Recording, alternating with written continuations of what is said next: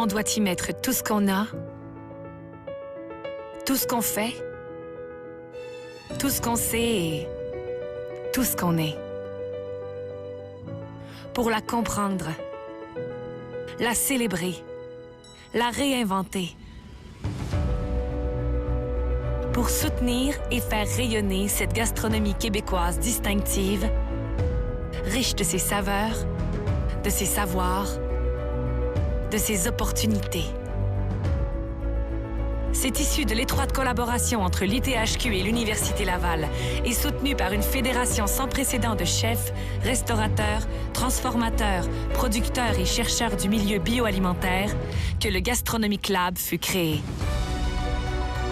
De calibre mondial et doté d'un modèle unique à l'échelle nord-américaine, le Gastronomic Lab réalise des activités de recherche, de formation et de transfert de connaissances qui favorisent l'innovation et le rayonnement de la gastronomie québécoise à l'international.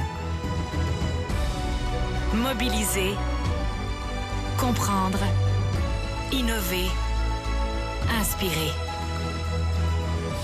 Le Gastronomic Lab, réunir le savoir savoureux.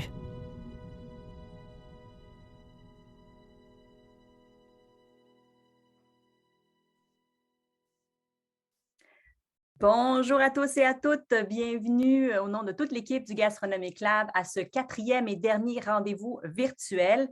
Pour ceux qui n'étaient pas avec nous dans les rendez-vous précédents, mon nom est Catherine Rollet, je suis animatrice et ancienne chroniqueuse gastronomique et très heureuse d'animer ce webinaire. Alors sans plus tarder, je cède la parole aux co-directrices du Gastronomic Lab, Sylvie Turgeon, professeure titulaire à l'Université Laval, et Véronique Perrault, professeure chercheuse à l'ITHQ. Merci Catherine Lune. Bonjour à tous et merci de prendre le temps de vous joindre à nous ce matin pour ce 4e et dernier rendez-vous. Après vous avoir partagé les résultats des travaux du Gastronomic Lab portant sur les modèles d'affaires en restauration qui sont en mutation, sur l'éco-efficience et l'approvisionnement en produits alimentaires locaux en restauration et en services alimentaires institutionnels, nous porterons aujourd'hui un regard attentif sur les produits, les aliments, souhaitant inspirer une meilleure maîtrise des ressources locales en cuisine, voire de nouveaux usages culinaires pour certains. La diversité des thèmes abordés lors de ces rendez-vous témoigne de l'interdisciplinarité qui est mise de l'avant au sein de notre unité mixte de recherche. Bonjour à tous, nous apprécions grandement votre présence avec nous. Ces rendez-vous ont été l'occasion de partager le travail de plusieurs contributeurs au Gastronomic Lab. Le portrait se complète aujourd'hui avec des étudiants et des étudiantes, notre relève pour le secteur et des représentants du domaine alimentaire, incluant une filière, une entreprise de production et transformation alimentaire. Ceux-ci sont des exemples des nombreux partenaires utilisateurs de la recherche qui se sont associés à nous. Nous les remercions tous sincèrement de leur implication. Grâce à leur appui, nous pouvons obtenir des financements permettant de réaliser de la recherche impliquant cette relève étudiante. Par exemple, les projets dont nous discuterons aujourd'hui ont impliqué la filière mycologique de la Mauricie, Océan des saveurs, Salaweg et Symbiosis, les producteurs et productrices acéricoles du Québec, Inuliflora, La Milanaise et Ferme Tournevent. Et ce sont de nombreux autres partenaires qui se sont associés à plusieurs des projets du Gastronomic Lab. Et nous profitons de ce moment pour les remercier. C'est maintenant le temps de mettre en valeur les artisans de la recherche au Gastronomic Lab. Nous espérons que ces présentations ainsi que les échanges qu'elles susciteront seront pour vous source de réflexion et d'inspiration. Bon rendez-vous. Merci beaucoup, mesdames. Alors, comme pour nos derniers rendez-vous, à la fin de chaque grand segment, il y a une période de questions qui vous est réservée. Et puisque c'est important que vous puissiez participer et interagir le plus possible avec nous, voici d'abord une vidéo qui vous explique comment poser vos questions. Bonjour à tous et bienvenue. Avant de commencer, voici quelques informations techniques. En tant que participant, vous ne pourrez pas ouvrir votre micro sans permission ou partager votre écran. Si vous avez besoin d'assistance, vous pouvez utiliser le bouton « Lever la main » dans la barre d'outils en bas de l'écran. Le support technique vous contactera. Si vous avez des questions pour les présentateurs, vous pouvez utiliser le bouton Q&R à tout moment pendant les présentations. Le modérateur sélectionnera les questions pour la partie discussion avec le présentateur. Vous avez également la possibilité de voir toutes les questions posées par les participants. Par conséquent, si vous souhaitez faire une demande, assurez-vous qu'elle n'a pas déjà été faite. N'hésitez pas à cliquer sur le pouce bleu à la question que vous aimez afin qu'elle soit en haut de la liste. Si le temps permet, le modérateur donnera la parole à certains participants. Dans ce cas, utilisez le bouton « Lever la main » et le support technique autorisera l'activation de votre micro. La fonction de discussion vous fournira des informations générales concernant la session. Alors maintenant, laissez-moi vous donner quelques informations sur le programme de notre matinée. En première partie, nous aborderons la caractérisation compositionnelle et sensorielle de produits du Québec dans une perspective d'usage culinaire, des produits de conifères en passant par les champignons et les algues. En deuxième partie, nos intervenants vous présenteront la caractérisation compositionnelle et fonctionnelle des produits d'ici, toujours dans une perspective d'usage culinaire, en passant du sirop d'érable aux légumineuses. Avant de les entendre, voici quelques mots sur notre première conférencière que vous avez déjà vue puisqu'il s'agit de Véronique Perrault, professeure-chercheuse à l'ITHQ et co-directrice du Gastronomic Lab. Elle est aussi professeure associée au département des sciences des aliments de l'Université Laval et membre de l'Institut sur la nutrition et les aliments fonctionnels. À l'ITHQ depuis près de 20 ans, elle a contribué à l'essor de la recherche au sein de l'institution. Elle a aussi soutenu l'intégration de notions scientifiques dans l'enseignement de la cuisine. Issue d'un parcours universitaire et professionnel en sciences des aliments, nutrition et gestion de la restauration, Véronique est spécialisée dans l'étude des aspects physico-chimiques des aliments et de leur transformation qui régissent leur qualité sensorielle, comme la texture et la libération d'arômes. On regarde donc tout de suite sa vidéo et je vous reviens ensuite pour vous présenter les prochains intervenants. Donc, la période de questions se déroulera à la toute fin de ce segment. Donc, si en regardant la vidéo de Véronique, il y a une question qui vous vient en tête, vous pouvez tout de suite l'inscrire dans l'onglet Q&R. Et si par la suite, vous avez des questions pour nos prochains conférenciers, merci de m'indiquer à qui elles s'adressent. On regarde la vidéo. Bonjour à toutes et à tous, ça me fait plaisir d'ouvrir ce rendez-vous et d'introduire sur des approches mises de l'avant dans notre équipe pour mieux connaître et mettre en valeur les produits du Québec. Les travaux que nous allons vous présenter aujourd'hui relèvent plus particulièrement des sciences des aliments et côtoient de près l'expertise culinaire. Je vous propose pour commencer un schéma qui, je pense, résume assez bien l'esprit de nos travaux. L'idée, c'est d'abord de mieux comprendre les ressources distinctives d'ici. Pour cela, en sciences des aliments, nous avons quelques outils d'intérêt. Il y a plusieurs aspects des aliments qui peuvent être étudiés et ceux qui concernent plus particulièrement nos travaux sont les suivants. Les aspects sensoriels qui sont incontournables en cuisine, la composition, la structure des aliments qui est souvent liée à la texture et la fonctionnalité ou comment se comporte un aliment ou un ingrédient quand on l'utilise. Pour tous ces aspects, il existe depuis longtemps des méthodes d'analyse qui nous permettent de mieux connaître, mieux comprendre les aliments. Ce qui distingue nos approches, c'est cette volonté toujours présente de mettre à profit la créativité et le savoir-faire culinaire en recherche. On souhaite ancrer nos travaux dans une perspective culinaire de mise en valeur des produits pour alimenter nos questions de recherche, nos approches expérimentales et ultimement offrir des outils pertinents pour les cuisiniers professionnels et pour tout autre secteur pouvant en bénéficier. On souhaite en fait une synergie pour ensemble arriver à mieux valoriser les produits d'ici. En première partie de ce rendez-vous, nous allons aborder plus particulièrement le volet sensoriel et le volet composition en lien avec le sensoriel. La deuxième partie, qui sera introduite par Sylvie Turgeon, portera davantage sur les dimensions composition, structure et fonctionnalité.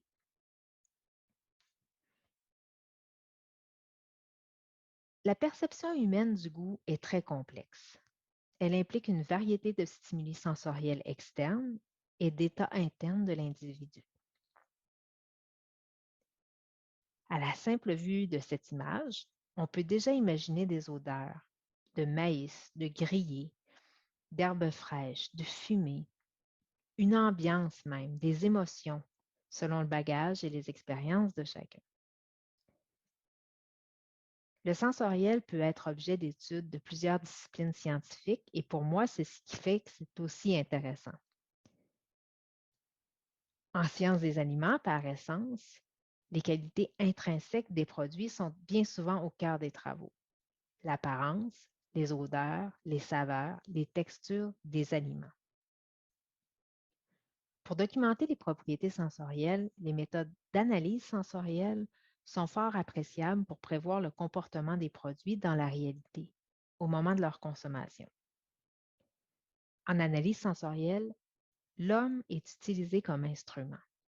Pour s'assurer que les résultats sont fiables, ça nécessite donc des protocoles de tests rigoureux.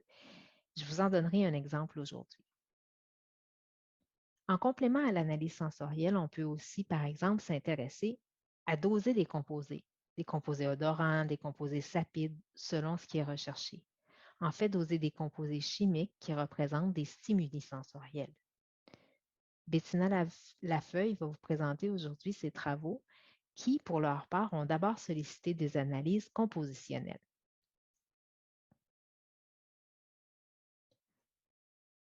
Les forêts sont omniprésentes au Québec. Elles couvrent plus de 900 000 km², soit plus de la moitié du territoire. Il va sans dire que les ressources forestières ont un attrait dans la valorisation d'une cuisine distinctive d'ici. Les tendances de consommation sont favorables aux comestibles forestiers et correspondent effectivement à plusieurs tendances actuelles, notamment l'achat local, les diètes à base de plantes, l'alimentation santé, les produits biologiques sans pesticides. La popularité de ces produits est croissante et on observe bon nombre d'initiatives qui valorisent leur consommation. Des ouvrages, des articles, l'offre d'activités d'interprétation et de dégustation, des événements régionaux et leur présence sur les cartes de plusieurs restaurants. Mais ces produits demeurent globalement méconnus quant à leurs propriétés et à leur comportement en contexte culinaire. Nous avons choisi de nous attarder aux conifères comme aromates forestiers. Les conifères, notamment parce qu'on les retrouve en abondance dans les forêts québécoises.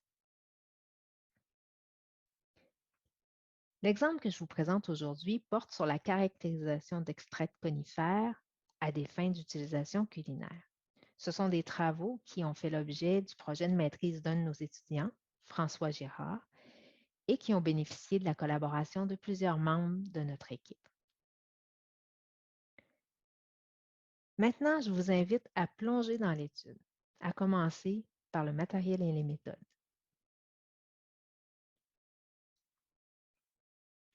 D'abord, 3 essences d'arbres ont été considérées dans les travaux. Le sapin baumier, l'épinette noire, l'épinette blanche. Toutes des espèces retrouvées en abondance au Québec. Plus précisément, leurs aiguilles ont été récoltées à 2 niveaux de maturité, soit des bourgeons et des aiguilles matures. Afin d'évaluer le potentiel aromatique des diverses ressources dans différentes conditions se rapprochant de contextes culinaires, les extraits ont été préparés selon 3 méthodes.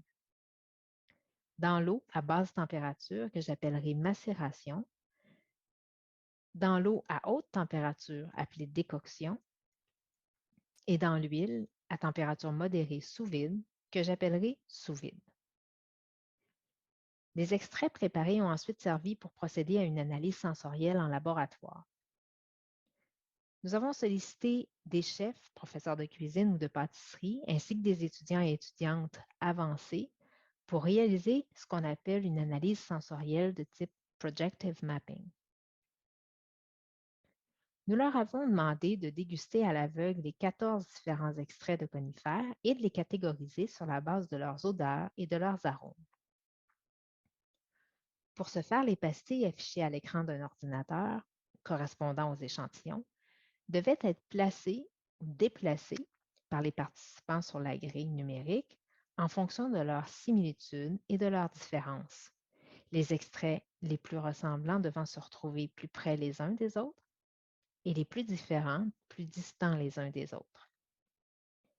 Une fois que chaque échantillon était positionné, les participants étaient invités à noter de 2 à 5 descripteurs, toujours en se concentrant sur les odeurs et les arômes des extraits. Les participants ont ensuite été invités à sélectionner 4 extraits présentant le meilleur potentiel culinaire, puis à partager pour chacun de ces extraits des applications culinaires imaginées spontanément. Donc, à l'issue de l'expérimentation, nous avons obtenu des coordonnées X et Y pour situer la ressemblance des échantillons les uns par rapport aux autres, des descripteurs sensoriels pour décrire les extraits et des propositions d'utilisation en cuisine. Avant de passer aux analyses statistiques, il y a eu un peu de travail à faire sur les descripteurs sensoriels que je ne détaillerai pas ici, mais au final, nous avons recensé plus de 185 descripteurs d'arômes et de saveurs différents. Nous avons ensuite classé les descripteurs en se basant sur des catégories identifiées pour d'autres produits. L'analyse statistique des données s'est faite par analyse factorielle multiple, effectuée sur les coordonnées X et Y de chaque échantillon et sur les descripteurs sensoriels. Ça nous a permis d'illustrer les échantillons sur une carte comme suit. D'abord, cette carte représente le consensus des participants sur la proximité, donc le niveau de ressemblance des différents extraits les uns par rapport aux autres. Nous avons ensuite combiné ensemble les données pour mettre en relief les variables à l'étude, soit la méthode d'extraction, le niveau de maturité des aiguilles et l'essence d'arbre. Puis, les descripteurs peuvent être placés sur la même carte. Donc, vous pouvez reconnaître les variables à l'étude en vert et les descripteurs sensoriels en blanc. Et à noter que pour la taille des caractères des descripteurs sensoriels, elles dépendent du nombre de fois qu'ils ont été mentionnés. Plus le caractère est gros, plus le descripteur a été mentionné souvent. Ce qu'on peut retirer d'une telle analyse, c'est que, selon les conditions d'extraction, les propriétés sensorielles d'extraits de conifères peuvent varier. Pour distinguer tout cela, on doit notamment s'intéresser à où se situent les éléments sur la carte les uns par rapport aux autres. Je vous donne quelques exemples. Ici, on voit que la dimension 1, l'axe horizontal, oppose les méthodes d'extraction dans l'eau, macération, décoction, à la méthode sous vide dans l'huile. Ça nous permet de distinguer les descripteurs associés aux différentes méthodes d'extraction. On n'a qu'à observer les descripteurs qui se trouvent à proximité de chacune des méthodes sur la carte. Par exemple, les extraits de macération ont été décrits avec des notes boisées de résine, alors que les extraits sous vide ont été décrits avec des notes d'herbes fraîches, de torréfiés et de céréales. La dimension 2, ou l'axe vertical, oppose les niveaux de maturité des aiguilles, donc bourgeons, aiguilles matures. En approfondissant l'analyse, on peut aussi, si on projette les résultats sur 3 dimensions, observer également que les essences d'arbres se distinguent le long d'un 3e axe. Bon, je n'ai pas illustré le tout ici, mais en bref, ce que ça nous permet de distinguer, c'est que, en fait, les descripteurs sensoriels associés aux différentes ressources peuvent être distingués d'une ressource à l'autre, soit entre les aiguilles matures et les bourgeons, soit entre les différentes essences d'arbres. Je vous présente un résumé des résultats. Donc, nous avons été en mesure d'associer des descripteurs sensoriels en fonction de la méthode d'extraction. Les extraits de macération ont été décrits avec des notes boisées, de résine, les extraits de décoction comme étant astringents avec des notes terreuses et aussi décrits comme étant frais, alors que les extraits sous vide ont été décrits avec des notes d'herbes fraîches, de torréfiés, des notes de céréales, des notes de lactés, de noix. Nous avons aussi été en mesure de distinguer les descripteurs sensoriels selon le niveau de maturité des aiguilles. Les extraits des aiguilles matures ont été décrits avec des attributs tels que fruité, agrumes, baies, umami, confiserie, pâtisserie, tandis que les extraits de bourgeons ont été décrits par herbes aromatiques, épices, herbes séchées. Finalement, nous avons aussi pu distinguer les descripteurs sensoriels selon l'essence d'arbre. Les extraits de sapin baumier ont été décrits avec sucré, doux, torréfié, noix, céréales. Les extraits d'épinette noire étaient florales, acides, médicamenteux, terreux. Les extraits d'épinette blanche ont été décrits avec frais, astringents, terreux. À retenir donc, d'une essence à l'autre, d'une méthode à l'autre, d'une maturité d'aiguille à l'autre, ce n'est pas du pareil au même. Rappelons-nous, des propositions culinaires spontanées avaient également été demandées aux participants. Les résultats sont toujours sous analyse, mais je vous partage quelques données. Il y a plus de 180 propositions culinaires qui ont été recueillies, allant de l'incorporation dans une émulsion ou une sauce pour accompagner du flétan ou du canard, à l'utilisation dans un sorbet ou dans un cocktail de canneberge. Globalement, les extraits de sapin baumier ont été les plus sélectionnés comme ayant un bon potentiel culinaire, suivi de l'épinette noire puis de l'épinette blanche. Une catégorisation selon le type d'aliment a été effectuée sur les propositions d'usage culinaire et ça a permis de constater l'occurrence du pairage des ressources à certains aliments. Je vous les montre ici. Dans l'ensemble, les extraits de conifères étaient majoritairement associés aux poissons et fruits de mer, viande et volaille, confiserie, pâtisserie et préparation à base de légumes, mais avec quelques nuances à faire selon l'essence d'arbre. De ce côté, donc, on poursuit les analyses, c'est donc à suivre. En conclusion, nous avons pu mettre un peu de lumière sur les propriétés sensorielles des conifères et fournir des connaissances supplémentaires qui visent à mieux maîtriser l'utilisation des conifères comme aromates en cuisine ou en pâtisserie. En complément à ces travaux, le contenu des extraits en composés aromatiques ou sapides pourrait être analysé pour mieux comprendre l'impact des traitements sur l'extraction des divers composés, par exemple. Finalement, les approches développées pourront aussi s'appliquer à d'autres produits. Nous commençons d'ailleurs un projet en collaboration avec la filière mycologique de la Mauricie et Patrick Lupien, son coordonnateur, qui est avec nous aujourd'hui. Ce projet porte sur la caractérisation sensorielle de champignons forestiers du Québec, toujours dans une perspective d'usage culinaire. On souhaite par le sensoriel valoriser la diversité de champignons, peut-être mettre la lumière cette fois sur des espèces moins connues, ce qui permettra d'élargir les opportunités culinaires et d'encourager l'exploitation durable d'une variété de produits. Merci à tous les chercheurs, étudiants et collaborateurs impliqués au Gastronomic Lab.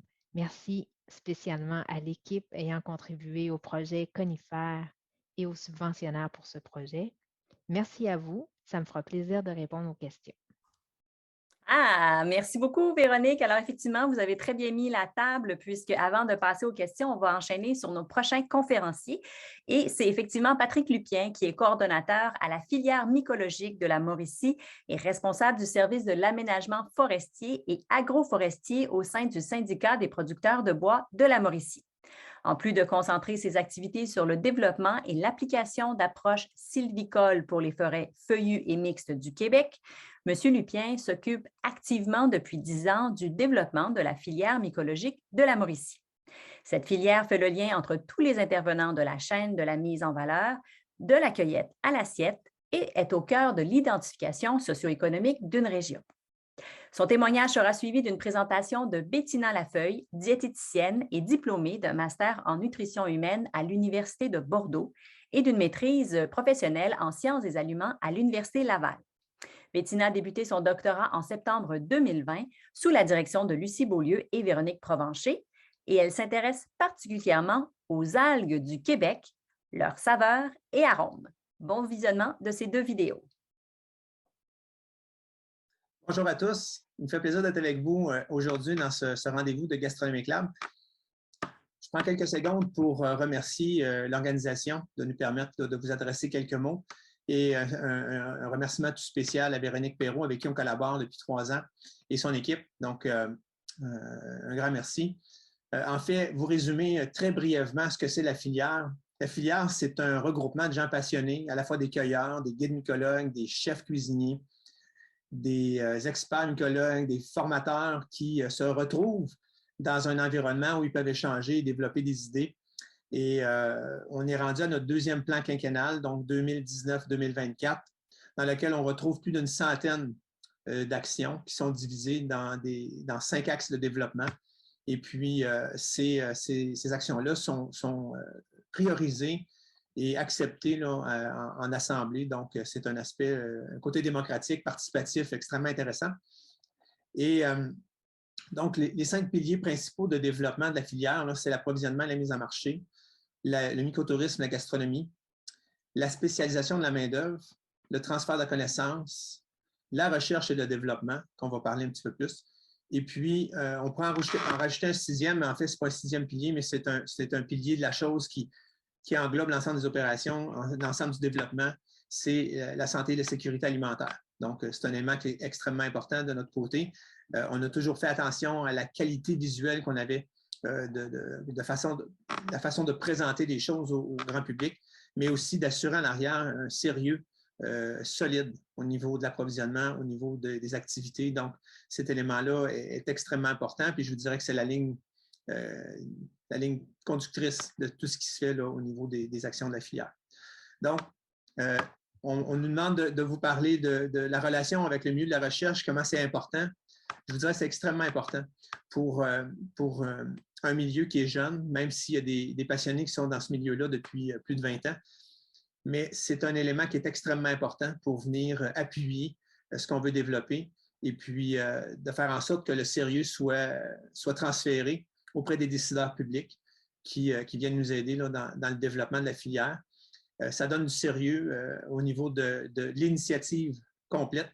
On peut l'élargir même au niveau des comestibles forestiers dans son ensemble. Mais c'est ça. Donc, c'est extrêmement important. Présentement, avec le Gastronomic Lab, on a 2 projets en cours. Un projet qui vise la roue des saveurs au niveau des champignons forestiers. C'est extrêmement important, cet élément-là, parce que ça va vous permettre de vulgariser ce qu'est le champignon forestier, sa texture, son arôme, sa saveur et tout ça. Et on souhaite avec ça que ça permettra un développement de la mise en marché encore meilleur, que monsieur, madame, tout le monde pourra s'inspirer de ce qui est au niveau de ce glossaire-là des différents termes, puis de comment on peut cuisiner ces champignons-là, donc pour en faire plus, pour en consommer plus. Et puis également au niveau des chefs cuisiniers, c'est extrêmement important dans le développement de recettes. Donc, en ayant un outil de cette façon-là, c'est quelque chose de concret. Donc, ça permet à l'industrie de se développer.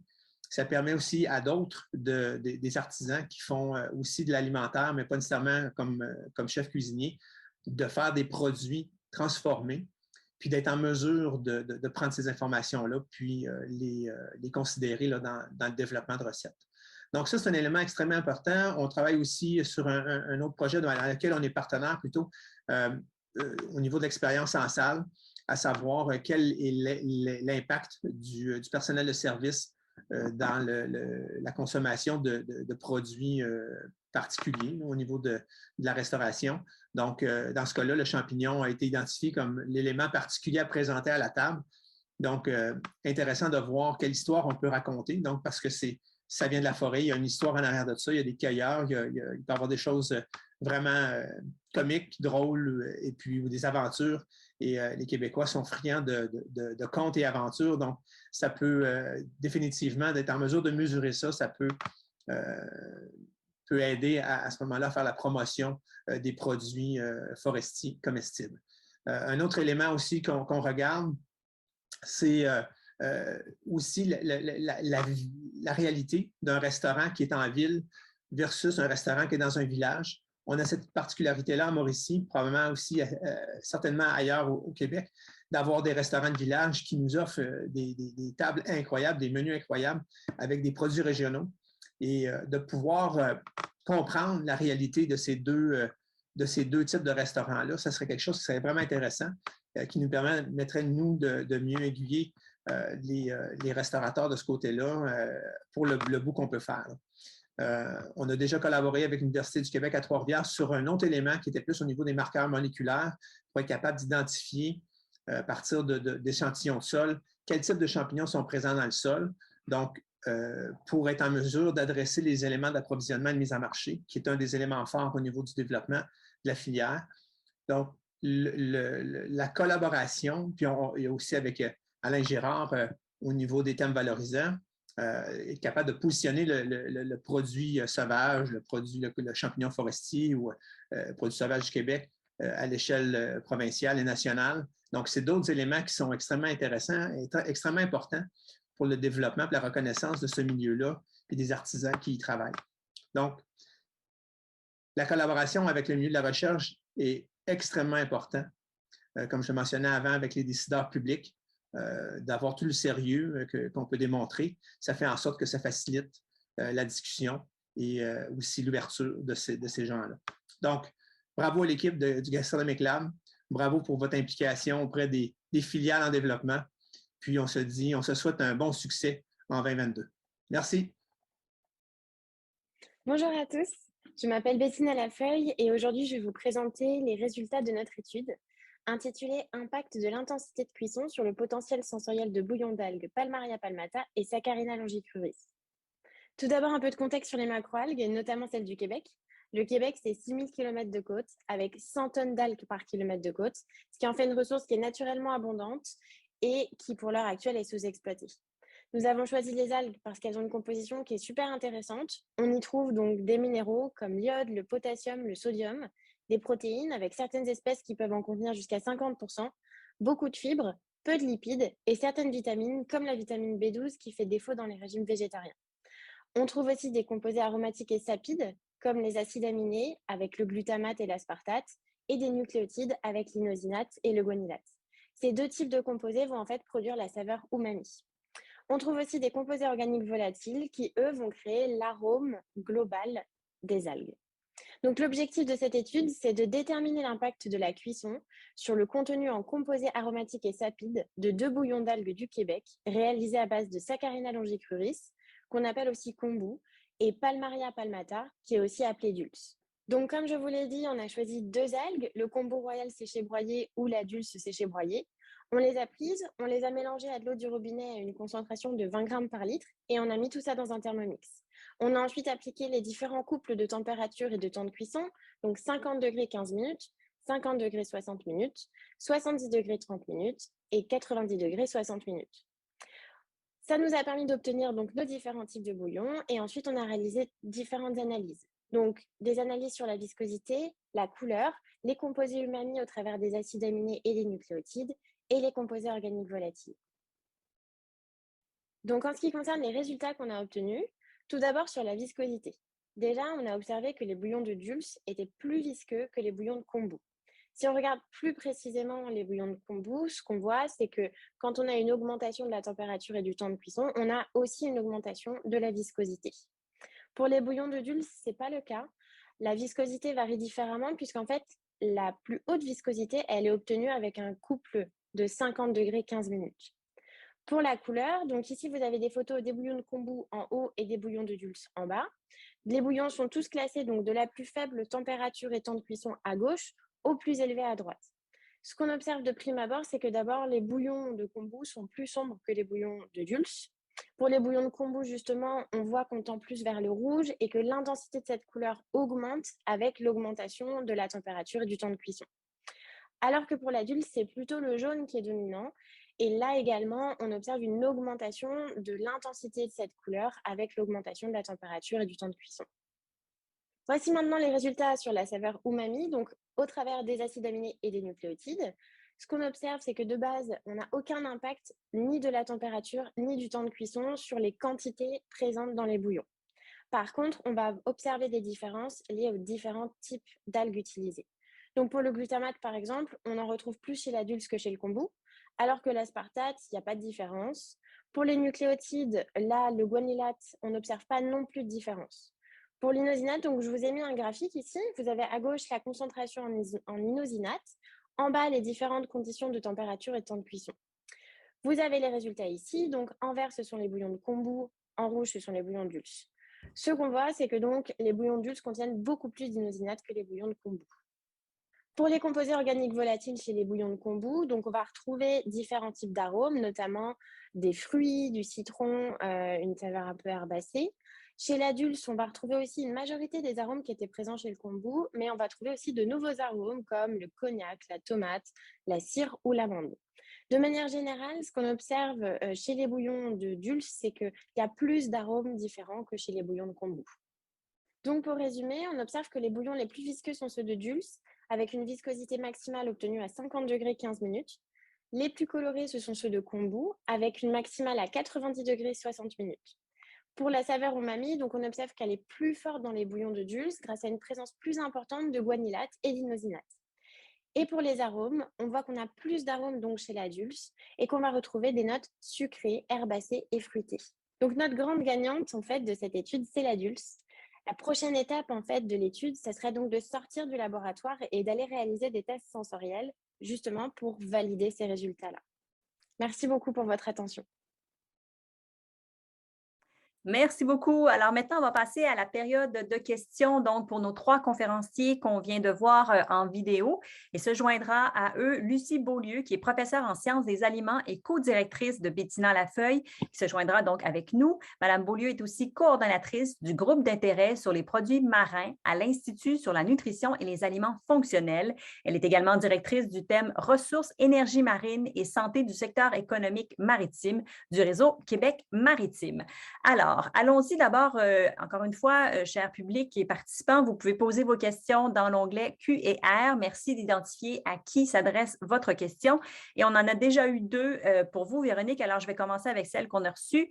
Une question de Even Lemieux du Cégep de Victoriaville qui veut savoir est-ce que les 3 méthodes de traitement sont normées?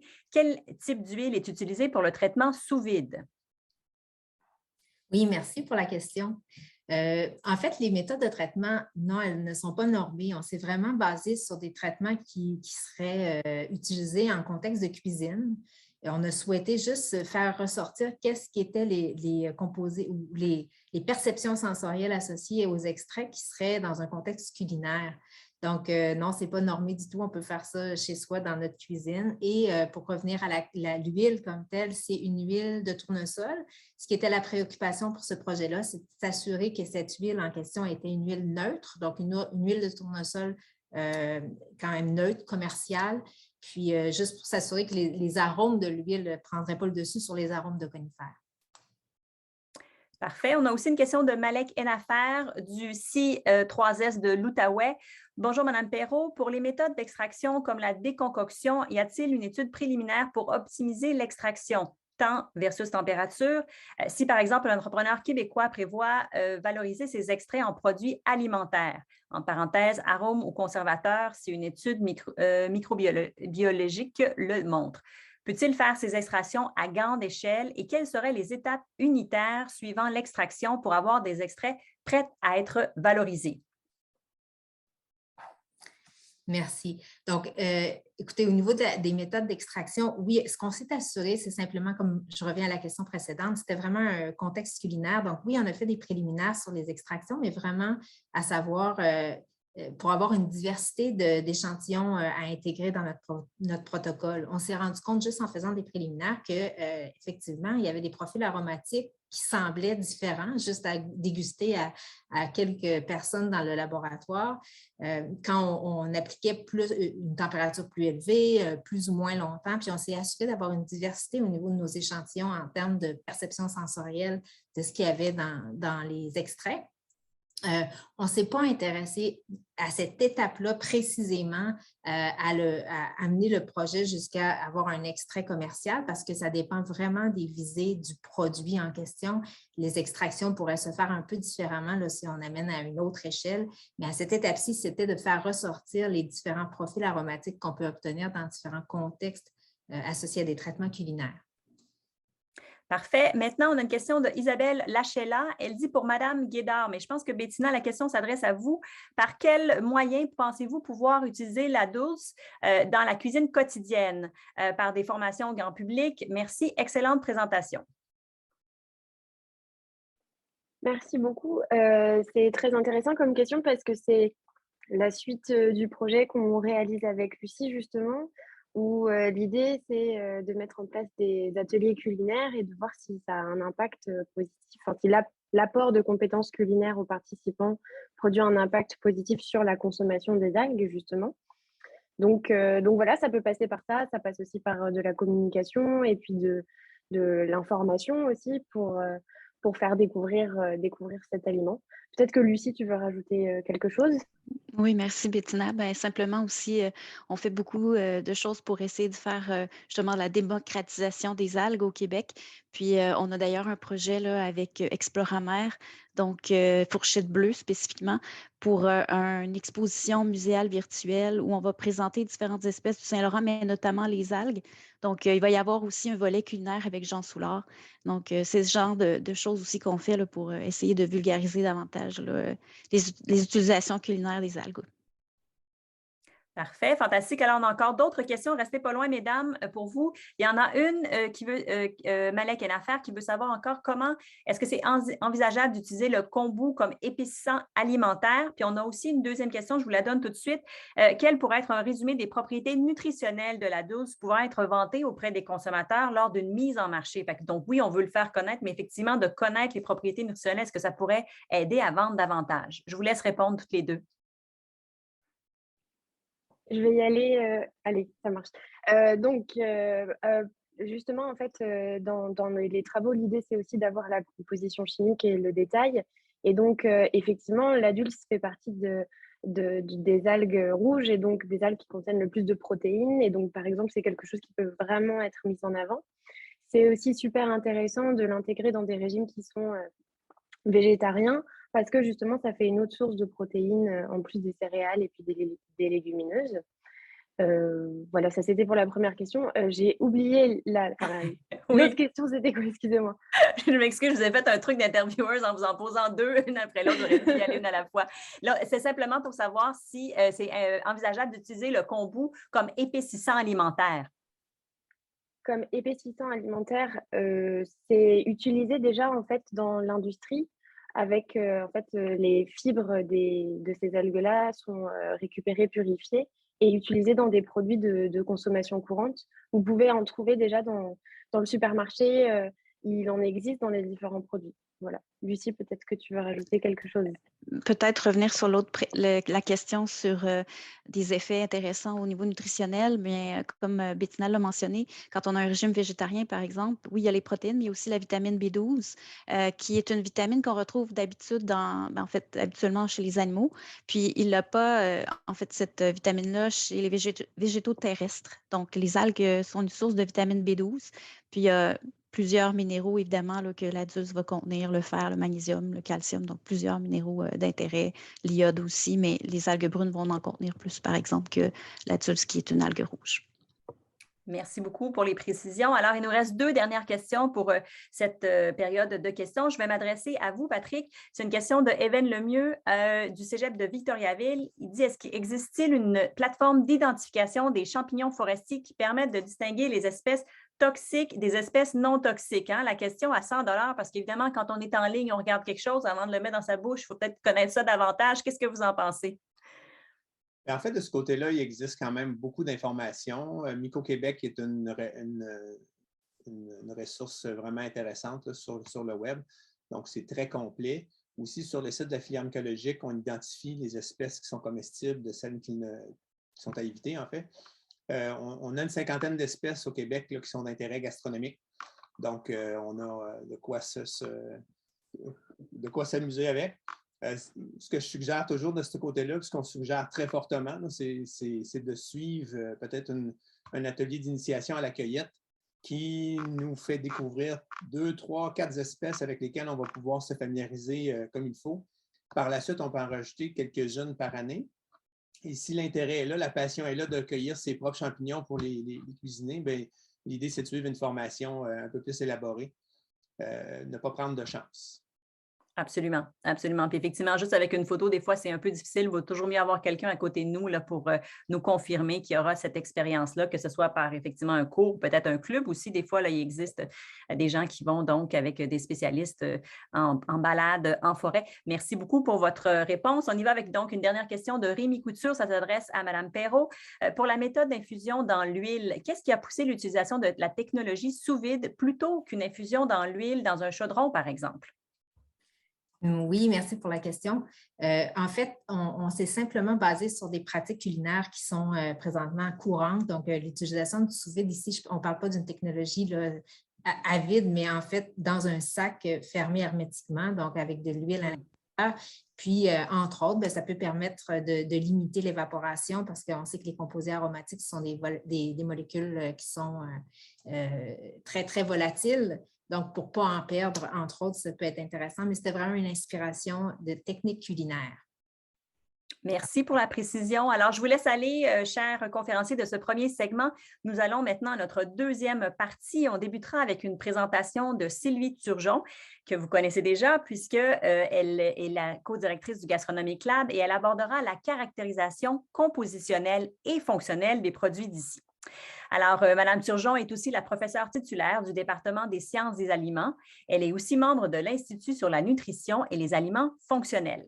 Ses travaux de recherche visent à comprendre les interactions moléculaires permettant de maîtriser les fonctionnalités des gels, des mousses et des émulsions que l'on trouve dans tous les aliments. Ces connaissances permettent de contrôler la structure des aliments, facteurs clés qui influencent leur texture, leur goût et leurs propriétés nutritionnelles. Ces sujets d'étude touchent par exemple la fonctionnalité des produits laitiers et le développement des nouvelles approches de formulation alimentaire pour enrichir les aliments en protéines et en fibres. Ce sera suivi d'une présentation de Mélanie Lacroix, étudiante à la maîtrise en sciences des aliments à l'Université Laval. Habile vulgarisatrice scientifique, elle s'intéresse à la chimie du sirop d'érable, l'un de nos aliments emblématiques. Son projet vise à mieux comprendre la cristallisation du sirop pour en faciliter l'utilisation et la mise en valeur en gastronomie. Nous reviendrons ensuite pour vous présenter nos 3 derniers conférenciers. Donc, comme pour la première partie, assurez-vous d'inscrire vos questions dans l'onglet Q&R et de m'indiquer à qui elles s'adressent. Donc, on commence avec ces 2 premières vidéos. Bonjour à tous. Dès la mise en place du Gastronomic Lab, nos consultations auprès des chefs de la restauration indépendante ont rapidement permis d'identifier la mise en valeur des produits distinctifs du Québec comme une action à soutenir par la production de connaissances. Les chefs en sont les ambassadeurs, les valorisent et sont toujours à la recherche de nouvelles sources de saveurs et d'inspiration.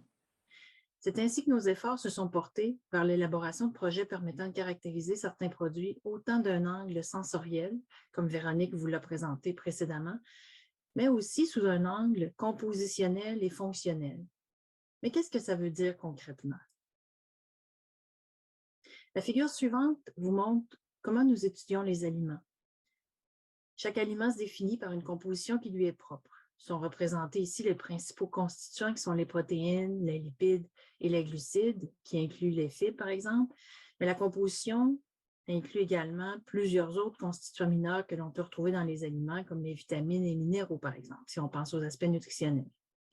Il est fréquent d'utiliser des propriétés physiques, comme la cuisson, la congélation, des procédés chimiques ou biochimiques, comme les fermentations qui peuvent induire des changements de pH pendant la production d'un aliment. Et il en existe de nombreux autres qui sont utilisés en transformation alimentaire. C'est à la fois la composition et les procédés utilisés qui expliquent la matrice alimentaire. C'est ainsi que nous appelons l'aliment une fois préparé. Chaque aliment possède une structure et des propriétés qui déterminent les caractéristiques de l'aliment. Est-il bon? Est-ce que sa texture est agréable? Se conserve-t-il longtemps?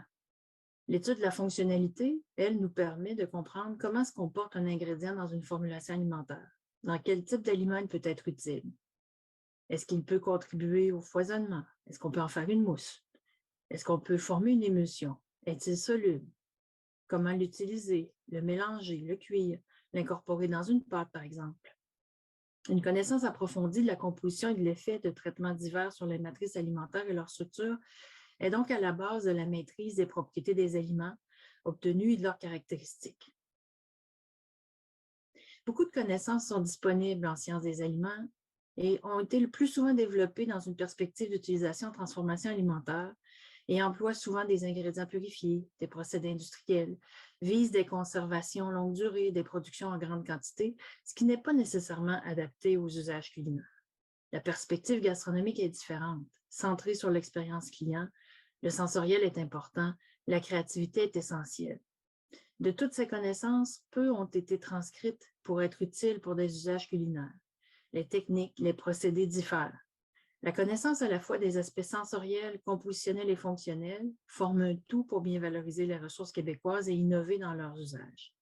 Dans les prochaines minutes, les travaux présentés par les étudiants et étudiantes du Gastronomic Lab permettront d'imager comment nous tentons d'établir le lien entre la composition d'une ressource, sa fonctionnalité et ses usages dans des applications culinaires. 2 présentations portent sur l'usage de purées de légumineuses, mais vous pourriez premièrement vous demander pourquoi étudier des purées.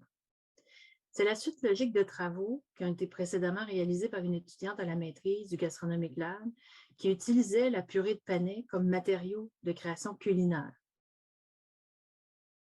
Des gels à base de purée possédant des propriétés texturales et des saveurs variées ont été présentés à des chefs et ont été source d'inspiration et d'innovation culinaire permettant d'imaginer et de créer de nouveaux usages dont vous voyez ici diverses créations. Cela est un exemple de la richesse du travail collaboratif entre chefs et chercheurs. Ces échanges ont permis de mieux définir les besoins, de part et d'autre, les questions de recherche et de nourrir la création autant pour le chef que pour le chercheur. Maintenant, pourquoi s'intéresser aux légumineuses? Premièrement, elles sont intéressantes d'un point de vue nutritionnel, étant riches en amidon, en protéines et en fibres. Elles sont produites localement. Leur utilisation rejoint la demande croissante pour les produits d'origine végétale. En industrie, ce sont des farines ou des concentrés de protéines qui sont utilisés, alors que nous pencherons sur des purées. Elles ont le potentiel de remplacer certains additifs de par leur composition dans des aliments en contribuant à leur texture. Nous les avons donc étudiés sous 3 angles.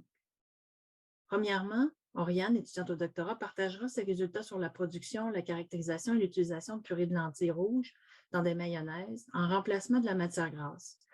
Elle démontrera comment certains paramètres de fabrication influencent leur fonctionnalité. Suivra la présentation de Guillaume, étudiant à la maîtrise, sur l'usage de purée de pois jaunes et de lentilles noires en application pâtisserie, afin d'explorer les différentes textures et saveurs qui pourront être source d'innovation culinaire. Soulignons que pour ce projet, les 2 légumineuses étudiées sont biologiques et surtout produites au Saguenay par la ferme Tournevent, qui est aussi avec nous aujourd'hui. Le 3e angle est aussi un projet actuellement en cours, réalisé par Renaud Vincent, étudiant à la maîtrise, au Gastronomic Lab. Il étudie le remplacement des œufs par la purée de légumineuses afin d'éliminer cet allergène. Ce dernier projet ne sera pas présenté ce matin, cependant, mais si le sujet vous intéresse, un recrutement débutera approximativement en mars pour trouver des pâtissiers intéressés à tester ces ingrédients et participer à notre recherche. Mais nous débuterons les présentations en parlant d'un produit emblématique du Québec qui se passe de présentation, le sirop d'érable.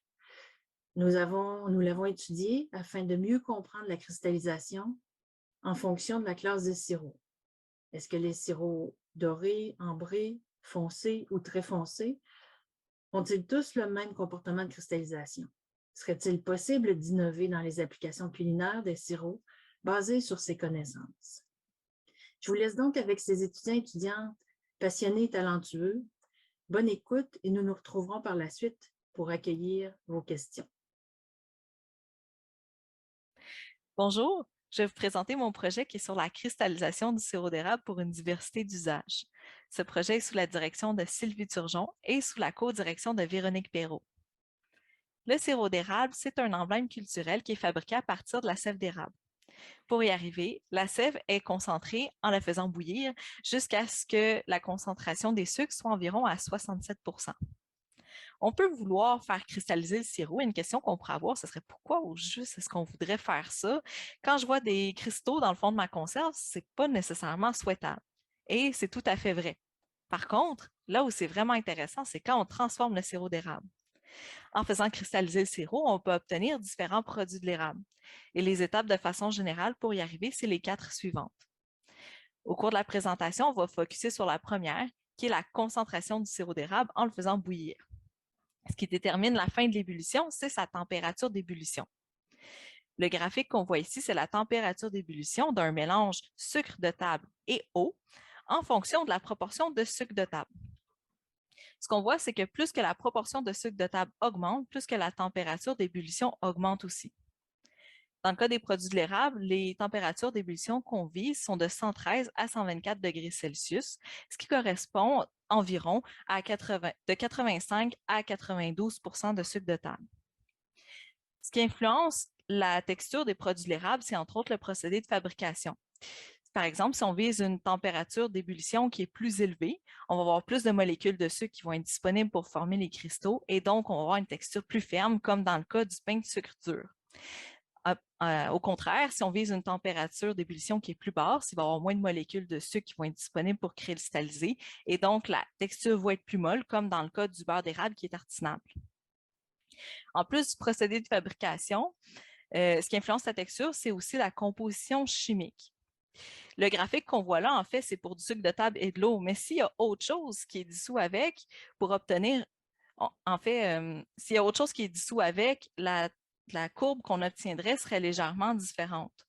Et donc, pour avoir une proportion de sucre équivalente, les températures d'ébullition qu'on doit viser sont différentes. On pourrait donc se demander, ça serait quoi exactement cette courbe-là pour du sirop d'érable? Parce qu'effectivement, c'est vrai que dans le sirop, il y a majoritairement du sucre et de l'eau, mais il y a aussi d'autres composés qui sont présents en plus petite quantité et ces composés-là sont impliqués dans la formation de pigments colorés. Et plus que de ces pigments-là, plus que le sirop est foncé. D'ailleurs, la couleur du sirop d'érable, c'est ça qui va déterminer dans quelle classe il va se retrouver. Et depuis 2016, c'est ces classes-là, donc doré, ambré, foncé et très foncé. Au cours de mon projet, ce qu'on a fait, c'est qu'on a analysé l'évolution de différentes classes de sirop quand on les garde dans le garde-manger sur une période d'1 an. Et ce qu'on peut retirer, c'est que la composition du sirop est généralement stable dans le temps et que la composition change en fonction de la classe de sirop, mais très, très, très légèrement. Ce qu'on a fait aussi dans mon projet, c'est qu'on a fait bouillir chacune des classes de sirop. Et ça nous a permis d'obtenir la courbe comme je vous ai présenté précédemment. Et ce qu'on espère, c'est que ça fournisse des outils aux producteurs acéricoles et aux chefs pour aider à mieux transformer le sirop d'érable. Ce qu'on retire des résultats, c'est que les courbes ne sont pas exactement les mêmes selon les classes de sirop. Et donc, on est rendu à se demander quels sont les composés qui pourraient influencer ces courbes-là. Pour terminer, j'aimerais remercier tous ceux qui ont participé au projet ainsi que vous pour votre écoute. N'hésitez pas à poser vos questions. Merci beaucoup. Mais avant de poser vos questions, aller à la période de questions, je vais vous présenter nos prochains conférenciers. Alors maintenant, il y a Oriane Ferroussier, diplômée en génie biologique et agroalimentaire et doctorante co-dirigée par Sylvie Turgeon et Véronique Perrault. Elle conclut ses études d'ingénieure par un stage au centre de recherche de Nestlé en Suisse, au cours duquel elle a travaillé sur les propriétés interfaciales et moussantes d'agrégats de protéines de pois. Dans le cadre de son doctorat, Oriane se penche à nouveau sur une ressource végétale et plus particulièrement sur l'étude structurale et fonctionnelle des purées de légumineuses. Sa présentation d'aujourd'hui vous permettra d'en découvrir plus sur le potentiel des lentilles rouges pour des applications alimentaires et culinaires. Ensuite, Guillaume Morin nous parlera des purées de légumineuses en pâtisserie. Après avoir complété une formation en cuisine professionnelle à l'ITHQ, il a œuvré pendant 7 ans comme pâtissier dans divers restaurants montréalais. Guillaume, par la suite, fait le saut à l'Université Laval au baccalauréat en sciences et technologies des aliments. Un stage d'été au sein du Gastronomic Lab a attisé en lui une flamme pour la recherche et lui a permis de confirmer son désir de poursuivre au cycle supérieur. Boursier de la Fondation de l'ITHQ pour sa maîtrise, il étudie la fonctionnalité des purées de légumineuses québécoises en les incorporant à des modèles culinaires. Tout cela sous la direction de Sylvie Turgeon et Véronique Perrault. Et pour conclure, Audrey Bouchard, directrice et copropriétaire de la ferme Tournevent, accompagnée d'Amélie Simard, responsable du contrôle de la qualité, nous diront quelques mots sur l'entreprise et ses interactions avec la recherche. Madame Simard a une formation en chimie analytique et un baccalauréat en sciences et technologies des aliments de l'Université Laval. Aux côtés de Mme Bouchard, elle soutient l'entreprise dans le développement de son offre en produits biologiques, tout en continuant d'exploiter les possibilités qu'offrent les légumineuses et les oléagineux cultivés dans cette région boréale. Mme Bouchard est pour sa part titulaire d'un baccalauréat en sciences et technologies des aliments de l'Université Laval et a œuvré dans différentes industries de transformation alimentaire et centres de recherche. Avec sa forte capacité d'analyse, de gestion du risque de salubrité alimentaire, elle a mis au point de nombreux systèmes d'assurance qualité ainsi que de nouveaux produits actuellement sur le marché. Depuis qu'elle s'est jointe à la ferme Tournevent en 2014, elle s'affaire à alimenter sa croissance et participe à la diversification de l'entreprise sur le plan de la transformation alimentaire. Encore une fois, notez bien vos questions dans l'onglet Q&R et merci d'indiquer à qui elles s'adressent. On regarde maintenant leur vidéo. Bonjour à tous, je m'appelle Oriane Ferroussier, je suis étudiante au doctorat sous la direction de Sylvie Turgeon et de Véronique Perrault. Et j'ai le plaisir aujourd'hui de vous parler de mes résultats de doctorat qui portent sur la valorisation du potentiel culinaire des purées de lentilles rouges en tant qu'ingrédient. Pour vous introduire un petit peu au sujet, donc les lentilles rouges sont une matrice, comme vous pouvez le voir dans le tableau, qui sont assez riches en amidon et en protéines. Donc globalement, plusieurs études ont déjà essayé d'incorporer les lentilles rouges dans les aliments sous forme de farine, de par la praticité de la méthode, afin de substituer la farine de blé, l'huile, les œufs ou encore le lait.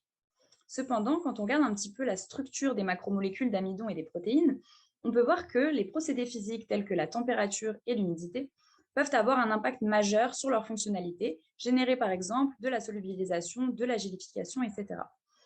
D'ici nous est venue l'idée de réaliser des purées de lentilles rouges afin d'exploiter au maximum le potentiel de ces matrices en tant qu'ingrédient nutritionnel et fonctionnel. Au niveau de la réalisation des purées, nous avons utilisé des lentilles rouges que nous avons trempées pendant 3 heures. Ensuite, les lentilles trempées ont subi une cuisson de 25 minutes, suivie d'un broyage de 5 minutes au Thermomix TM6, afin d'obtenir la purée finale. En termes d'optimisation des paramètres, le trempage a été optimisé par mesure d'absorption de l'humidité des graines tout au long du trempage. Et donc, ce que nous avons observé, c'est finalement qu'un plateau d'humidité était présent à partir d'un certain temps de trempage et qu'à 3 heures, il semblait que dans tous les cas, on avait atteint une absorption maximale et standardisée d'eau dans la graine. Au niveau de la cuisson et du broyage, nous nous sommes basés sur les diamètres de particules et donc nous avons observé qu'après 15 minutes de cuisson, à partir de 15 minutes de cuisson, il ne semblait plus y avoir de différence dans les tailles de particules obtenues des purées, ce qui confirmait qu'il fallait aller au-delà de 15 minutes, donc à 25 minutes, pour effectuer la cuisson des purées. En termes de temps de broyage, donc nous avons hésité entre 3 et 5 minutes. Et c'est finalement 5 minutes qui a remporté en termes au niveau de la structure globale de la purée qui était beaucoup plus homogène lorsqu'on venait broyer 5 minutes plutôt que 3 minutes. Au niveau maintenant des propriétés intrinsèques des purées, nous avons cherché à faire varier la concentration afin de comprendre un petit peu quel type de matrice était obtenu. Je vous ai fait figurer ici l'ensemble du spectre de concentration que nous avons utilisé afin de visualiser un petit peu les matrices obtenues. Donc, comme vous pouvez le voir, aux alentours de 2%, les purées étaient plutôt de type suspension, c'est-à-dire qu'on observait une sédimentation des particules et un déphasage. Entre 5 et 8%, on commençait à voir l'apparition d'un gel, un gel qui pouvait notamment être détruit sous l'application d'une force, donc d'une simple force telle qu'un remuage à la cuillère par exemple. Et entre 15 et 25%, on observait cette fois une pâte, c'est-à-dire une matrice très rigide qui devenait difficilement manipulable à la spatule lorsqu'on montait à des concentrations au-dessus de 25%. En plus des paramètres intrinsèques de la purée, tels que sa concentration en solide, nous avons pu observer que le temps d'entreposage avait une influence non négligeable sur la texture et la structure des purées. Donc, comme vous pouvez l'observer sur ce graphique, j'ai fait figurer l'évolution de la fermeté dans différentes purées, donc à 15, 20 et 25% de solide, après 1, 2, 3 et 4 jours d'entreposage de la purée. Donc, en plus de l'effet considérable des solides totaux sur la fermeté, ce qu'on a pu observer, c'est qu'entre 1 et 2 jours de stockage, on avait une augmentation nette de la fermeté de la purée. Donc, cette augmentation, notre hypothèse, était qu'elle était due à la réorganisation progressive des molécules d'amidon lors de l'entreposage de la purée à 4 degrés.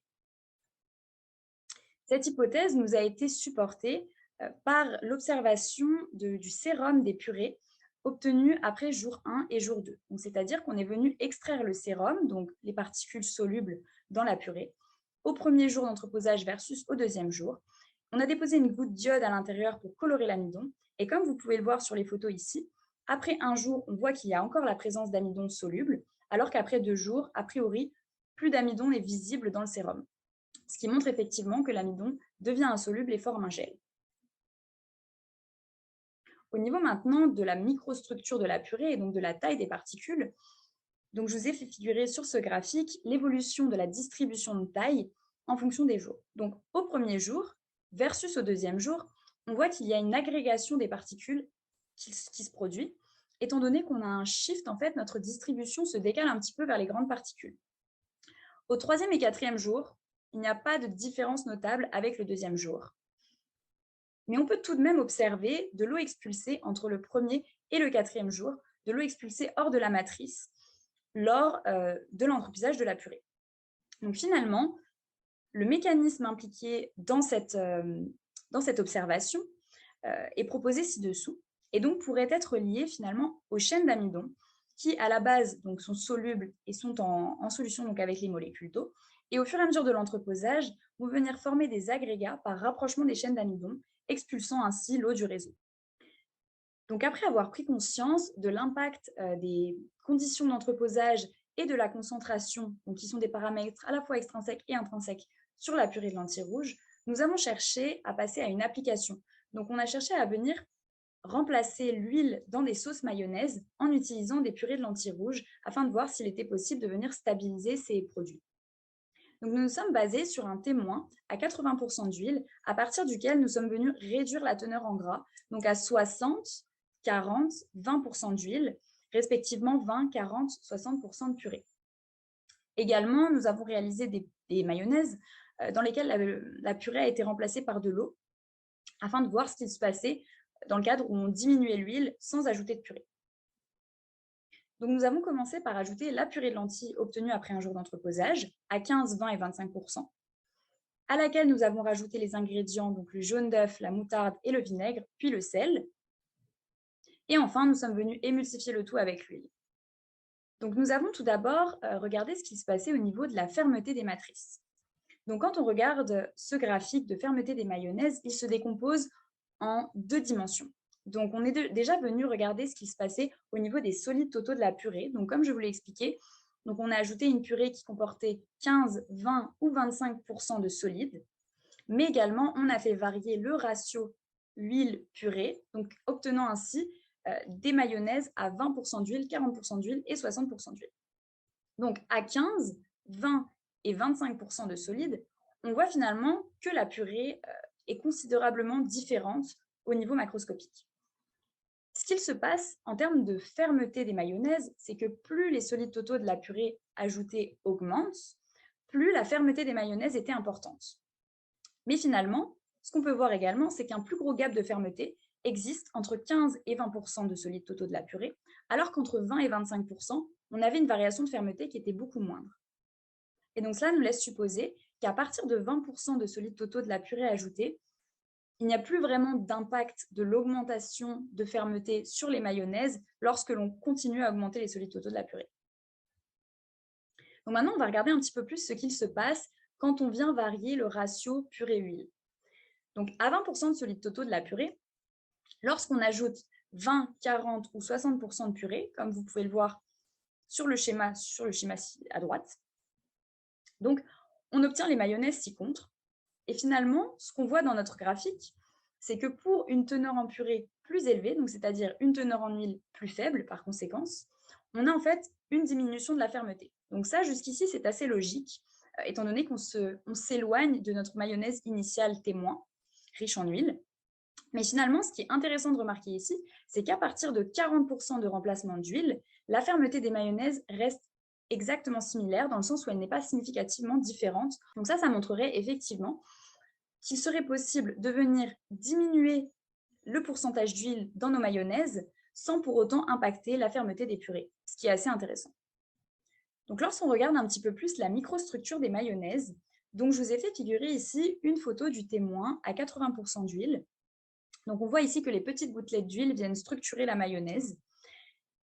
Et donc, lorsqu'on réduit l'huile donc à 60, 40 et 20%, sans ajout de purée, voilà ce qu'il se passe, c'est-à-dire qu'on a une augmentation de la taille des gouttelettes, donc une augmentation qui est même très considérable, et donc qui est liée à des phénomènes de déstabilisation.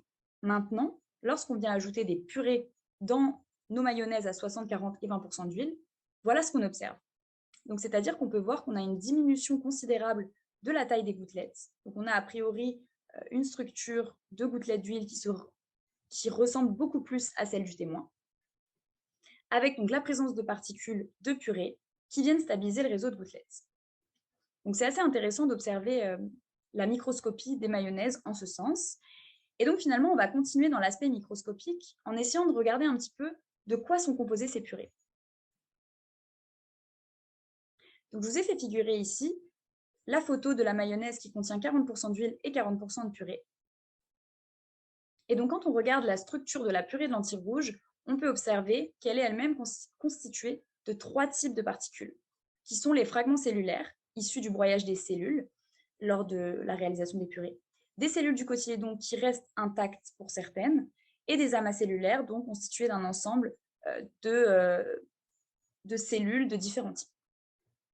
Donc finalement, il est possible de modéliser la purée, de schématiser la purée par 3 types de particules, donc les cellules, les amas et les fragments cellulaires, qui sont dispersés dans un sérum riche en macromolécules solubles, comme des macromolécules d'amidon et de protéines, par exemple. Donc, en conclusion de cette présentation, nous avons vu que les purées de lentilles rouges comportent une structure qui est décomposée en 3 types de particules, donc des fragments, des cellules et des amas, qui sont obtenus suite à la cuisson et au broyage. Ces différents types de particules sont organisés en réseaux et interagissent entre elles ou avec les macromolécules du milieu.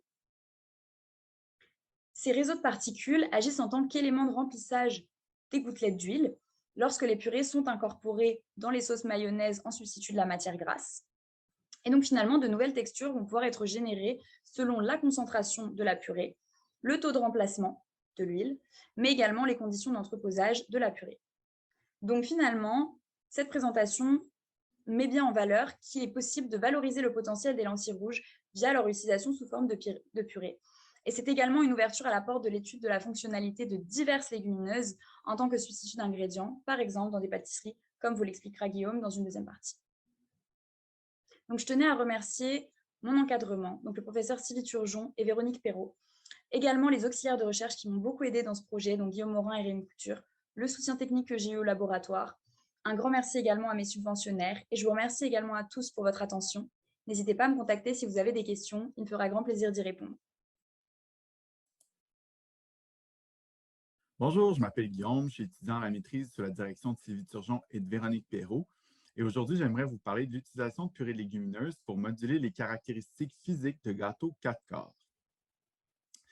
Donc, en fait, le projet s'est développé un peu au courant de l'été durant lequel j'ai travaillé avec Oriane à la réalisation des mayonnaises. En fait, en s'amusant puis en explorant un petit peu la purée de lentilles rouges, on s'est aperçu de son énorme potentiel, notamment à produire des mousses, ce qui nous a donné l'idée de faire une mousse au chocolat. Puis par la suite, on a voulu mettre de la purée de lentilles dans toutes nos recettes. C'est un petit peu comme ça qu'on a développé mon projet de maîtrise. En fait, comme on sait, il existe plusieurs types de légumineuses sur le marché, donc je me suis un petit peu éloigné de la lentille rouge pour me tourner vers la lentille noire beluga et le pois jaune entier, 2 légumineuses qui poussent au Québec, qui sont cultivées par la ferme Tournevent, qui viendra se présenter un petit peu plus tard. Donc, très brièvement, un peu comme Oriane, en fait, je produis des purées à différentes teneurs en eau, donc des très liquides à des beaucoup plus pâteuses. Puis j'ai étudié leurs propriétés moussantes, leurs propriétés gélifiantes et émulsifiantes, pour ensuite les incorporer dans des systèmes modèles de type mousse aux fruits, crème dessert comme des crèmes pâtissières et des gâteaux 4 quarts. C'est sur ce dernier produit que j'aimerais vous entretenir aujourd'hui. Donc, en fait, on s'est basé sur une recette de gâteau 4 quarts très typique où on est venu remplacer de 20 à 80% de la farine par de la purée de légumineuses. Les pâtes ont été réalisées, elles aussi, au Thermomix en single stage mixing. Donc, tous les ingrédients étaient mis dans la cuve du Thermomix, agités au fouet, puis la pâte était répartie dans des moules à muffins et cuite directement sur la plaque. Il y avait certaines analyses qui étaient faites sur la pâte crue, mais la majorité des analyses étaient faites sur les gâteaux cuits. Donc, ici, sur la prochaine diapo, on voit une image de la coupe transversale des gâteaux, donc la variété de gâteaux obtenus.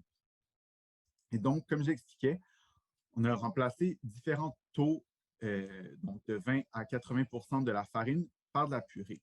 Ce taux de remplacement-là a été converti en pourcentage d'humidité. Et donc, au sein d'une même colonne, les gâteaux ont la même humidité qui provient soit de la farine et de l'eau, soit de la farine et de la purée de pois, soit de la farine et de la purée de lentilles. On s'aperçoit d'abord qu'à faible taux de remplacement, les gâteaux ont des textures assez similaires qui vont même ressembler à un gâteau 4 quarts assez traditionnel. Par contre, au fur et à mesure qu'on ajoute de la purée de légumineuses aux formulations, on a un gâteau qui va être beaucoup plus dense, riche même, qui va nous rappeler un peu le brownies. Et on s'est aperçu que la purée de pois va donner un goût un peu plus végétal au gâteau, alors que la purée de lentilles, elle, a un côté torréfié, un peu de noix à la formulation finalement. Maintenant, en ce qui concerne la texture, en fait, je vous présente ici les résultats de la fermeté, qui est un des paramètres de l'analyse du profil textural.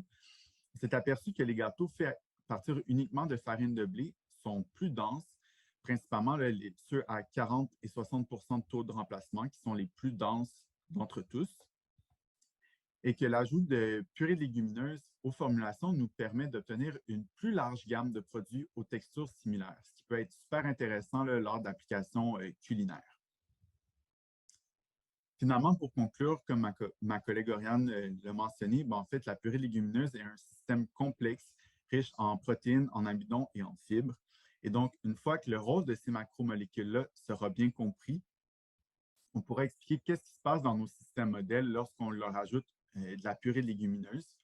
Puis par la suite, ça va rendre beaucoup plus facile l'utilisation de cette purée-là, puis permettre une multitude de produits à texture variée dans les applications culinaires. Donc, pour terminer, j'aimerais remercier tout d'abord mes directrices Sylvie et Véronique, ainsi que la Fondation de l'ITHQ pour leur bourse d'études et à la firme Tournevent pour leur contribution en légumineuses. Finalement, j'aimerais vous remercier pour votre attention et puis il me fera plaisir de répondre à vos questions un petit peu plus tard. Bonjour à tous. Située à Héberville, dans la région du Saguenay-Lac-Saint-Jean, Ferme Tournevent est une entreprise d'intégration verticale où les produits sont récoltés, nettoyés et transformés, tout en favorisant la santé des sols et la biodiversité, ainsi que la qualité de l'eau. Notre mission est de produire et transformer de façon durable des cultures biologiques de notre région nordique en primant des approches d'économie circulaire. Nous poursuivons nos objectifs de croissance en adhérant aux valeurs d'innovation, de respect de l'individu et de l'environnement, ainsi que la qualité du travail et des équipes. Sur plus de 500 hectares de champs en régie biologique, nous cultivons canola, chanvre, cameline, lin doré, lin brun, sarrasin, pois jaunes, lentilles, ainsi que de l'ail. Nos installations de grade alimentaire comprennent tout ce qu'il faut pour le stockage et le conditionnement du grain, avec une capacité de traiter plus de 3 tonnes à l'heure. Nous commercialisons nos produits sous la marque Tournevent, tant pour le commerce au détail que pour le réseau HRI, hôtels, restaurants et institutions. Nos produits sont tous certifiés Aliments du Québec biologiques. Notre collaboration avec le Gastronomic Lab cadre parfaitement avec notre vision de contribuer activement à l'innovation dans le secteur agroalimentaire québécois. Plus particulièrement, nous visons à participer à la santé collective de notre société en offrant aux Québécois des aliments biologiques, nutritifs et sains issus de leur terroir. Par conséquent, la création d'une méthode collaborative par et pour les utilisateurs de la recherche afin d'appuyer la valorisation de ressources alimentaires de façon saine et durable s'y accorde pleinement. À ton tour, Amélie.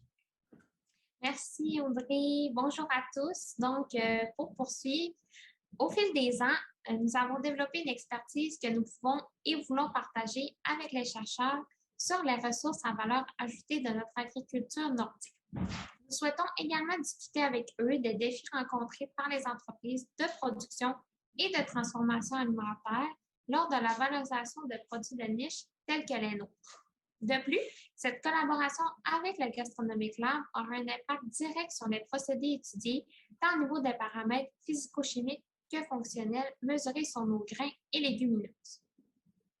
Nous pourrons alors appliquer directement ces résultats et mobiliser les connaissances acquises ainsi que nous impliquer dans la création d'un cahier de charges qui nous servira à mieux positionner nos produits sur le marché.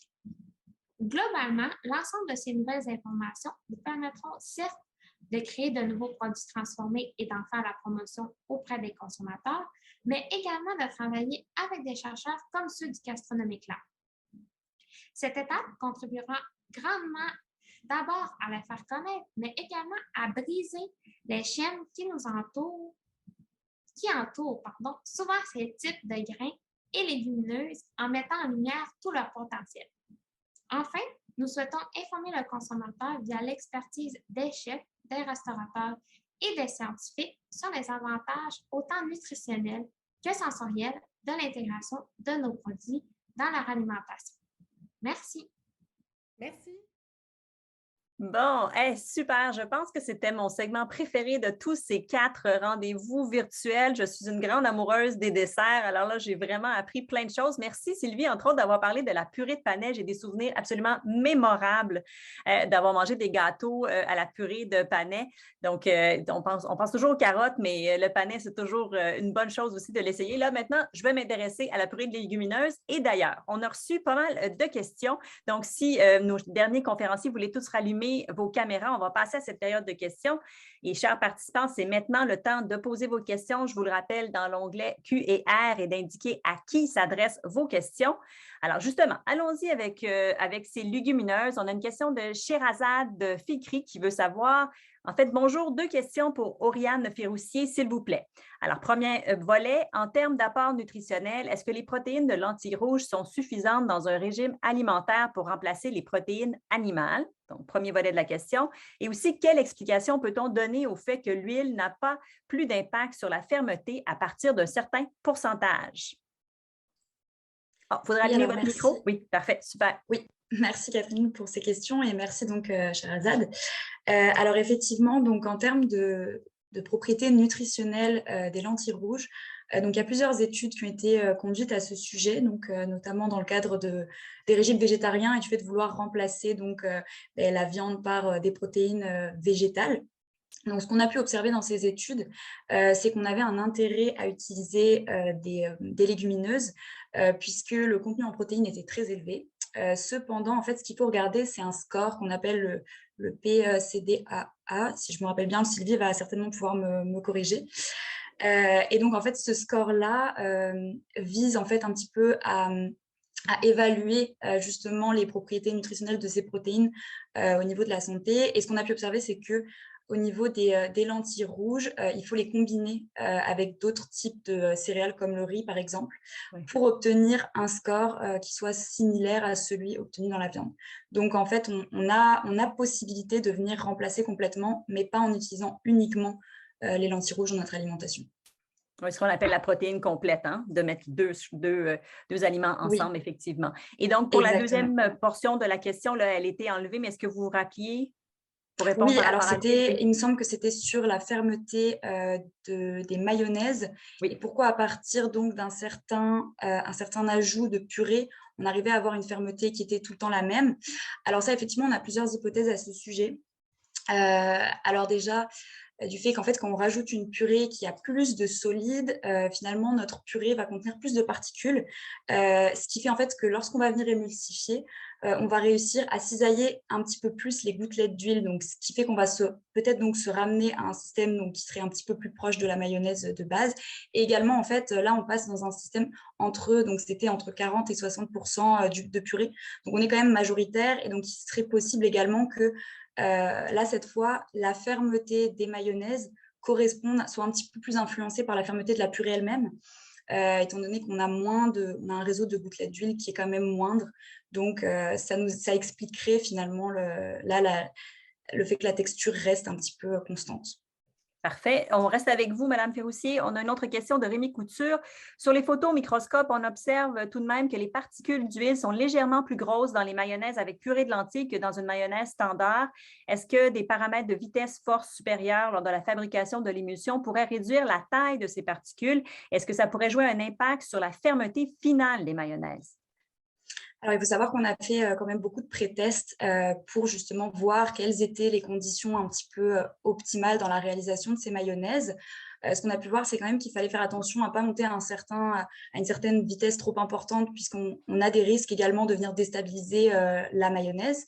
Maintenant, également, le problème qu'on risque de rencontrer dans cette situation, c'était donc par rapport aux tailles de gouttelettes. En fait, on n'aura certainement pas un réseau qui sera aussi proche de celui qu'on avait dans le cadre des gouttelettes d'huile, puisqu'il faut voir en fait les particules comme impactant justement le cisaillement aussi. Donc, je parlais en fait du fait que ça pouvait aider au cisaillement, mais également quand on a beaucoup de particules, on peut arriver à gêner en fait l'émulsification.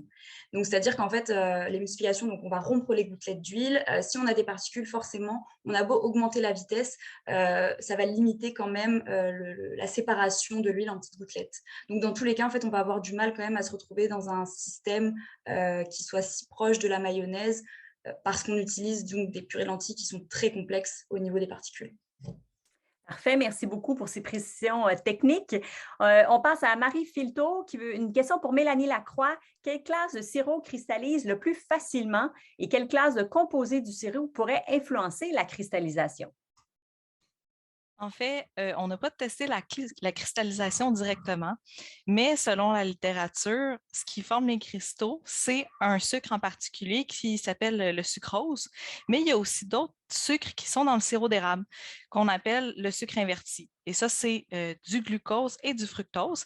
Et plus qu'il y a de ces sucres-là, moins la cristallisation va être importante. Et ces sucres-là vont aussi participer au développement de la couleur du sirop. Ce qui fait que dans les sirops plus foncés, il y a plus de sucre inverti, donc ils risquent de moins cristalliser. Et donc, dans les sirops plus pâles, il y en a moins, et donc ils vont plus cristalliser. Merci beaucoup. Et là, on a une dernière question. Là, je vous le dis, participants, c'est peut-être le dernier moment pour poser vos questions. Allez-y s'il y en a une qui vous trotte dans la tête. On a donc une question de Adja Lissa Diouf, une autre question pour Oriane. Est-ce que les purées de lentilles rouges assurent une stabilité des mayonnaises dans le temps? Alors ça, c'est quelque chose qu'on n'est pas venu étudier directement. Par contre, on a fait des tests qui nous permettent de l'approuver. En fait, donc, on avait mis des mayonnaises dans des tubes et donc on les a laissées, je pense, pendant une année au frigo et certaines même qu'on avait laissées à température ambiante. Et donc, on n'a pas fait de mesure. C'est pour ça que je n'ai pas pu le dire dans ma présentation. Mais effectivement, ce qui était très intéressant, c'est qu'on n'avait pas de déphasage qui se produisait. Donc, le déphasage, la séparation de l'huile et de l'eau dans les mayonnaises. Donc, on n'en avait pas. Après, c'est sûr qu'il faut faire attention au niveau de la conservation parce que, bien sûr, il va falloir le conserver quand même à 4 degrés si on veut faire attention au développement des micro-organismes notamment. Mais en termes de stabilité, ça semblait quand même assez prometteur, effectivement. Parfait. On a une question pour vous, Audrey Bouchard, de la part de José Lavoie. Pour Tournevent, est-ce que vos produits sont distribués par les institutions en format commerciaux? Si oui, lequel des produits cultivés? Et y a-t-il des distributeurs particuliers ou le détail demeure la distribution au détail? Oui, en fait, on a deux portions. Tous nos formats ici, on a la portion détail, mais on a toute la portion vrac qu'on appelle chez nous. Donc, tous nos produits, par exemple les légumineuses, on a des sacs de vrac de 22,68 kg qui sont disponibles pour le HRI. Pour ce qui est la distribution, pour l'instant, on n'a pas de distributeur attitré pour le format vrac. Mais par contre, vous pouvez nous communiquer avec nous directement, puis on fait l'expédition et l'envoi de tout ça. Donc, on n'a pas d'intermédiaire pour l'instant, mais les gens nous contactent directement. Merci beaucoup. Parfait, merci beaucoup pour le complément d'information. J'ai vu tout à l'heure que Patrick Lupien nous avait donné des informations sur la mycologie. Si vous avez envie dans le chat, si vous avez envie, Audrey Bouchard, d'inscrire simplement votre courriel ou le site web de la compagnie, on pourra directement vous joindre si on en a besoin. Et là, je vois qu'il n'y a plus de questions, mais moi, il m'en restait une dernière, Guillaume, puisque vous avez parlé donc de la purée de légumineuses. Vous avez dans vos planches montré la fermeté de vos gâteaux. Comment on mesure cette fermeté? Oui, en fait, on a utilisé un appareil qui s'appelle le texturomètre. On a fait l'analyse du profil textural. Donc, en fait, on prend notre échantillon de gâteau. Il va y avoir un piston qui va descendre sur l'échantillon à une certaine vitesse, remonter, il va y avoir un petit temps de repos, puis le piston va redescendre une seconde fois. Et donc, ça simule un peu la mastication dans la bouche. Puis, le piston va mesurer la force qu'il applique sur le gâteau durant toute l'analyse, nous tracer un graphique, puis là, le logiciel va sortir toutes sortes de paramètres, dont la fermeté que j'ai présentée aujourd'hui. On a aussi l'élasticité, la cohésion, la résilience, par exemple, toutes sortes de paramètres qui nous donnent une image plus complète là, que uniquement la fermeté aujourd'hui. C'est ça, j'ai présenté un seul paramètre, mais on a plusieurs paramètres pour comprendre l'entièreté du produit. Bien, merci beaucoup de cette explication scientifique. Ça nous permet d'en savoir un peu plus. Alors, merci. Je vais vous laisser aller, chers conférenciers. Ça a été vraiment passionnant. Et donc, notre événement tire à sa fin. Mais avant de terminer, je vais demander à Mme Turgeon et Mme Perrault de venir vraiment nous donner leur mot de la fin donc, pour ce 4e rendez-vous virtuel du Gastronomic Lab.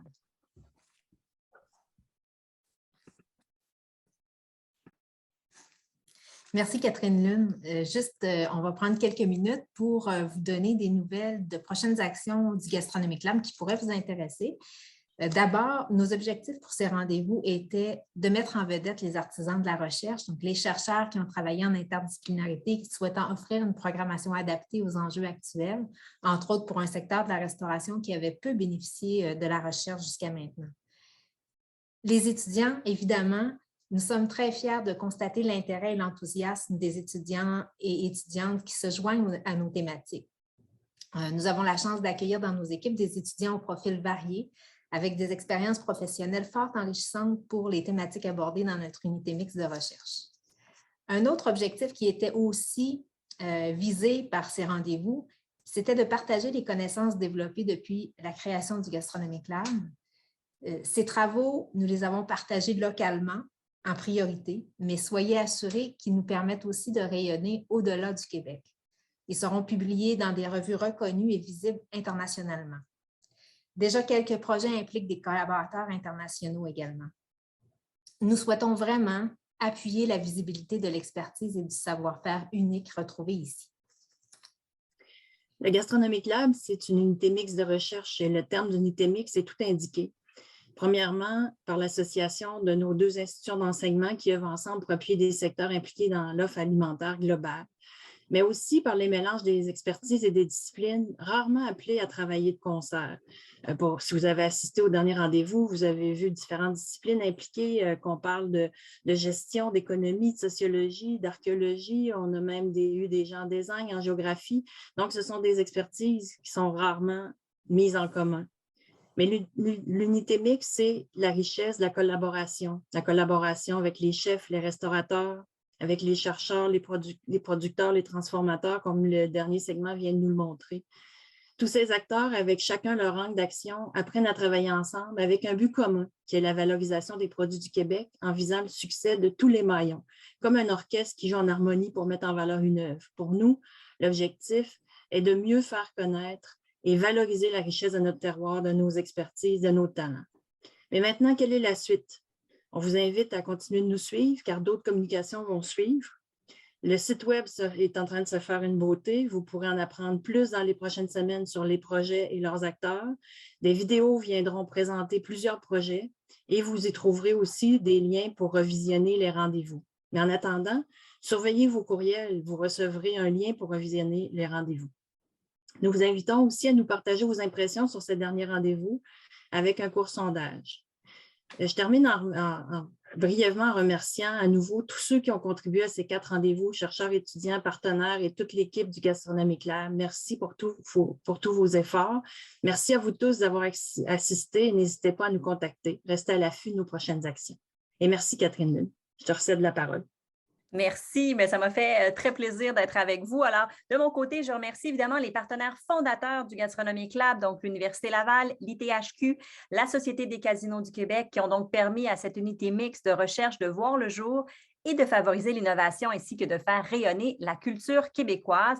D'ailleurs, n'hésitez pas, Sylvie vous l'a dit, à suivre toute l'équipe du Gastronomic Lab sur leurs réseaux sociaux pour être à l'affût. Et en terminant, je voulais vous remercier, vous, chers participants, pour votre présence, pour vos questions, pour votre attention que nous avez portée pendant ces 4 rendez-vous.